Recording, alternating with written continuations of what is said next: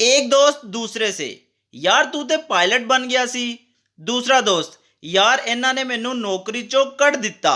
पहला दोस्त, but why. तबाहशुदा दोस्त, मैं जहाज से शेर लिखवाया सी, यार सप्पा वर्गे। यार चीजें बेचने वाले भी क्या क्या लिखवाते हैं। अब ये भाई के काम देखें। फ्रेश इमली आलू बहारे वाला शरबत, फिल्टर शुदा पानी को भी उबाल कर इस्तेमाल किया जाता है, डिस्पोजेबल ग्लास और पार्सल की सहूलत मौजूद है, और सबसे मेन बात, इससे अच्छा शरबत तुम्हें फ्रिज से ही पिलाएंगे।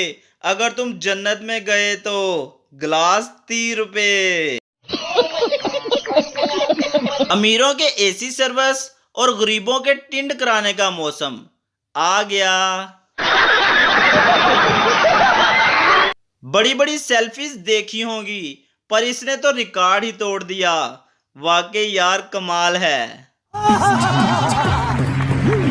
रिक्शे वालों का ये हाल है। खवातीन बैठे तो गाना आ तेनू मौज करावा, और हम बैठे तो दुनिया के ए मुसाफिर मंजिल तेरी कब्र है। लड़कियां क्रीमें लगा लगा कर गोरी बन जाती हैं, और जब बच्चे काले पैदा होते हैं तो कहती हैं प्यो ते गया है।